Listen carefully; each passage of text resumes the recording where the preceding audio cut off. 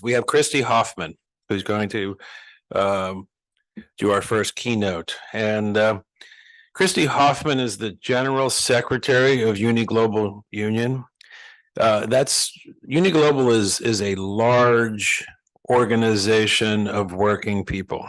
It's 500 unions that spread across 150 different countries. But it's not just what Christy does now that makes this important, because Christy is one of the true heroes of the American workers' movement and of the international labor movement. Christy is someone who understands what it's like to work on an assembly line in a factory. She worked at Pratt & Whitney, helping to build jet engines as a member of the Machinist Union. Christy has also worked closely actually with the Teamsters, with SEIU, and many other organizations. One of Christy's really important achievements was just recently, after that terrible fire in Bangladesh a few years back. Christy was the person who really pushed hardest to make an agreement that's called the Accord for Fire and Building Safety, which changed how a supply chain, how you can actually leverage power through a supply chain to make the world safer for working people, even when they're on the other side of the world. It's a really great honor for us to have Christy here. And one thing I'll note is that Christy knows a bit about sort of the intersection of technology and work, and she apparently negotiated her first technology clause in a contract in 1982. So, Christy.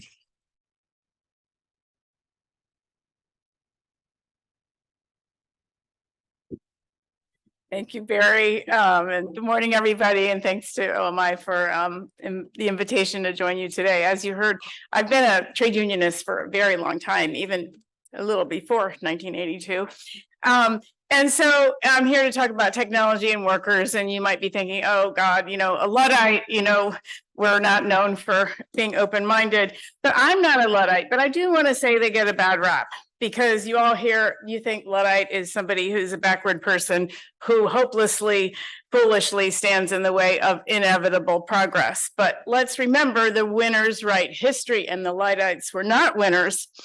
But they did wage an incredibly disciplined and widely supported campaign for about a year to protect their jobs and their communities from losing thousands of jobs across the whole all the cities in which they were operating. And this campaign was so successful that it ended only when the British Parliament declared that it was a capital offense to become a Luddite. And nearly 50 men were executed because they were Luddites. And that ended the first conflict between workers and capital relating to technology. So just to set the platform from which we start. Now, let's fast forward to the 60s and 70s, and that's when robotics were introduced into the factories that got their start back in around 1812 at the time of the Luddites, and especially in the aerospace and automobile industry. And most of those workers who were affected had union representation, and this marks the beginning of a really serious engagement of unions around technology. And in the early 80s, using myself as an example, in the late 70s and early 80s, I worked in a jet engine factory for 7 years, running a very complicated, big machine called a vertical turret lathe. And it was a metal cutting machine. It created the very expensive parts that go into a jet engine. Well, in the early 80s, they introduced machines into my factory called numerically controlled machines. Now, only a few people could get that. They brought them in very slowly, one at a time. Numerically controlled is sort of the precursor to the full robotics, meaning you push a button and the cutting starts and you don't have to turn the wheel all day. So my almost all male coworkers were like, oh, this is de-skilling. For me, I was like, this is liberation. I love this machine. I could stand there all day and push the button and watch and measure, but I don't have to turn the wheel. So I welcome the technology, and I see technology through that lens. But I could also see that some of these new machines could create trouble for other workers in this big factory and different machines. So my union and I negotiated a new technology provision in 1982. And this topic became so important in that era of the 80s, in particular, that my union, the machinists, we had a separate national training institute dedicated to only that issue. And the demands we had then are still the relevant demands for today. We wanted advance notice before there was new technology introduced at work, the opportunity to look at what the risks were to workers, whether it's job displacement, health and safety, the need for training, a chance to offer suggestions on how to best implement it. And those are, again, as I say, the relevant demands today, but equally, we wanted to share in the benefits from the newly found efficiencies, share in the advantages. And you will, you won't probably remember because this was a long time ago, but there were big strikes in the auto industry during that time for exactly that reason. We've negotiated with you over robotics, but we want to share in some of the gains that you've made as a result, because there are fewer workers required to make a car. So now we look forward from that period, which was really the boom time in the past of negotiating around technology, and we see new forms starting in the 2010s. Algorithmic management started to become more common, really exploded during the pandemic, but it's been around for a while, which means a surveillance system coupled with digital analytics to track the pace and the quality of work. It also directs how to work, how fast. It could be keystroke monitoring, cameras and voice. All of these things can be surveilled. Now, the point of these systems is to monitor, record, and store information about workers' performance, which inevitably leads to pressure to work harder or face the consequences. And so it's no wonder that these technologies have been nicknamed bossware. Workers talk about the squeeze. Everybody's read that big New York Times article about the squeeze, because the tool doesn't make it easier to get the job done. It's not like me saying, yay, I don't have to turn the wheel. It just pushes workers to work harder. It is not transformative technology. It's designed for speed up and control. And I would label it somewhat medieval in the theory. We can't figure out other productivity tools, so let's just push people to work harder. That's maybe overly simplistic, but now most of the workers affected are in customer service centers, warehouses, and drivers, but 80% of all employers claim to be using some form of algorithmic management. I think that's probably an exaggeration, but they want to look good. In the call center industry, we work a lot in that industry. They put very sophisticated monitoring programs into their workers' homes even, and the cameras, sometimes nonstop, in post and logistics. Delivery drivers have inward-facing cameras in their vehicles, although I would note the postal workers and the Teamsters who deliver with UPS and the US Postal Service have both negotiated those cameras out. And then in Amazon, of course, we have what we call the panopticon of surveillance, many, many different versions of that. Now, I would say workers have always had productivity goals and held to productivity goals. I could say from a factory, of course, that's nothing new. And sometimes the factory workers are like, you white collar workers are babies. We've always been measured. Like, what's the big deal? But when I say that, really the truth is these new technologies enable a productivity squeeze on a qualitatively different scale, because the data inputs and the processing the capacity is so much greater. In the past, a supervisor did not have enough time to analyze data about any one worker. My boss might look at what I did over the course of a week, my deal, and say, oh, okay, good week, bad week, but that's about it. This constant surveillance degrades it degrades work and it violates privacy. It also pressures workers to skip their breaks. The quotas are unrealistic. There's a lot of health and safety conversation happening about this. The European Agency for Safety and Health at Work in 2019 found that workers who are under constant monitoring may feel they will lose control over work content, pace, and scheduling. And the way they do their work, that they are unable to interact socially or take breaks when they want, and that their privacy is invaded. The use of data to reward, penalize, or even exclude workers leads to feelings of insecurity and stress. And that sort of sums up the package of problems. I would also argue that quotas are often so unreasonable that OSHA in the US has issued multiple findings that these quotas are just not made, they're not designed for the human body. So resistance to this takes various forms. There have been some steps forward legislatively when it comes to drivers, and arguably data protection laws in the US could be helpful, although I will say so far we have not seen that. We are pursuing some cases against Amazon on that. We don't really think that the current algorithmic tools violate the GDPR, but we will see. But I want to just call out a few examples from worker representatives which have been able to limit both the extent of surveillance and the purposes for which the data can be used. And first of all, CWA, I think they've negotiated some great agreements in with AT&T in particular in connection with their call centers that limit the amount of time workers can be monitored.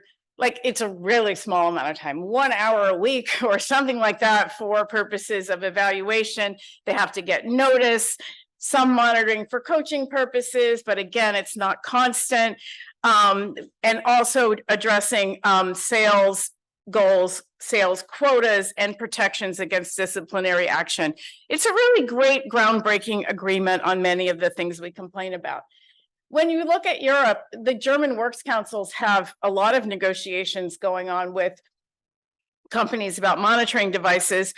But there was a dispute, again, 2019, with Amazon over using the monitoring to create quotas, individual quotas. And after some back and forth and arbitration, the company had to agree that they would no longer use algorithmically generated performance feedback for individual workers. They could only look at a team because it's degrading to look at one individual worker's data performance, and they can't use the data for making decisions such as promotions or dismissals. Now, there's a similar case in Italy. And again, in Italy, they have a workers' law through which employers are not allowed to use equipment to monitor without the consent of their representatives, such as trade unions or works councils. And the company has to clearly and fully explain how the equipment will be used, what information is obtained, and for what purpose. And again, here, unions have reached agreements through their works councils that the monitoring app would only use aggregated data on the overall workforce, not individualize it, and no individual cases. Now, Uni Global Union, my organization, we negotiated an agreement with a giant call center company with 500,000 workers, which prohibits disproportionate surveillance. You know, we haven't really litigated that issue right now, but that's the frame we're looking at, disproportionate. Workers have to be told when and how they're going to be monitored. The decisions made from the data collected will be made by a human, not an algorithm. I recognize there's a lot of disagreement about whether that's meaningful, and I share that concern. And I just want to say that, you know, a lot of these call center workers moved to home-based work during the pandemic, and the actual surveillance, the cameras on full-time in home, is a really serious violation of their privacy. So we thought getting this agreement, you know, for the totality was a breakthrough. So those are some of the things that unions are doing right now to negotiate around these issues. And, you know, I obviously think we need to do more of that. But before I come back to that point, just to say a few words on generative AI, because this is what everybody really wants to talk about. This is kind of the sexy new issue, potentially transformative at work and elsewhere. Everybody's excited about using ChatGPT, including, as what previous panelists said, your grandmother. But alarm bells are ringing about, is this going to displace more workers? Both McKinsey and OpenAI say 80% of all US workforce will be affected. But what does that mean, affected? I mean, probably 80% of the people in this room have used some form of generative AI at work already. Maybe not, but certainly 80% of the people who work for uni have used it, because I'm constantly trying to tell them to respect some rules. But in any event, I think the evidence of large-scale job loss so far is thin. A little bit in freelance graphic design that was just reported by the Financial Times. Some companies, IBM, a few others, predict that they're going to reduce their assistants or customer service people in the near future, but few have already done that. Most companies are using it to augment, the word they use, the current workforce. And you see stories about a 20% uptick in productivity, but mostly we're not fully embracing Gen AI right now at work because it's so inaccurate and slightly off and just not there yet. But who knows what the future holds? I do want to point out that the only place where it's been extensively deployed across at scale and also extensively studied is customer service work, because many of them have had their own GPTs, or they've been using specially created GPTs well before it was released to the public. And what we know from that is that the call time, at least in one big study, has gone down by 14%. So that's great. But another part that's beneficial to the workers is that the customers are happier, so there's less abuse and harassment of call center workers. I'm sure all of you know that when you finally get to a person, when you're trying to have a question or a problem, by the time you get to that person, you're pretty grouchy. So 85% of exchanges with call center workers are hostile and aggressive. So a lot of them quit. So getting that number down is important. Can possibly using some bots to support the agent is a way to do that. But that's a good side. The bad side is, are the workers going to get paid more because they can now answer more calls? Will the work become even more stressful because they're not getting a break between calls? They've moved a lot of the easier work to bots. These are open questions, and they will be determined in part by whether or not these workers have a negotiating opportunity and a chance to be at the bargaining table. Now, you will know that in industries with strong unions, workers have already been at the bargaining table. We've all heard about the strikes, the writer's strike, SAG, and the director's strike. No coincidence that the people who have shaped our imagination about the future, Terminator 2001 and Megan, they're on the forefront of shaping AI's implementation in the world of work. And they haven't tried to ban the use of technology, but rather protect their compensation and their respect at work. They've ensured that the writers and the directors are not going to get replaced by AI. And then I don't have too much to say about SAG's agreement, but similarly, they're trying to protect their compensation and the integrity of their images going forward. So these agreements were groundbreaking and, in effect, a shot heard around the world, not because they're technically complicated, but because they establish the role of collective bargaining in navigating the impacts of AI at work. And Barry, I know I need to wrap up because we have a coffee break, but I just have a few more comments about the US and regulation and what we need here in the US, because in some ways, US unions have had it easier than others because the impacts of technology at work have long been recognized as a mandatory subject for bargaining. And so this is not true in all other countries. So we have that advantage. But in other respects, the US unions are very far behind because very few of the workers most likely to be affected by Gen AI have the benefits of collective bargaining. And indeed, US law needs to significantly change in order to make sure that these workers have a seat at the AI negotiating table. Simply put, I would say it is too hard to create a union under US law, and very few achieve bargaining rights unless the employer agrees to remain neutral. And so I want to give recognition to the Partnership for AI, which has advised that all companies deploying AI at work should at the same time embrace a neutrality policy with respect to unions. Because, you know, yes, the regulation and the executive order under discussion in the US could improve things on the margins. We need better protection for image rights, intellectual property. Surveillance should not be continuous. Health and safety rules should be enforced. Fair labor standards should be enforced. But these issues skirt the core issue, which is that workers need real power to engage with their employers on technology, as we have done for many decades in heavily organized sectors. We know how to do this. Unions have been doing this, as I said, for a very long time, me included. We just need to open the door.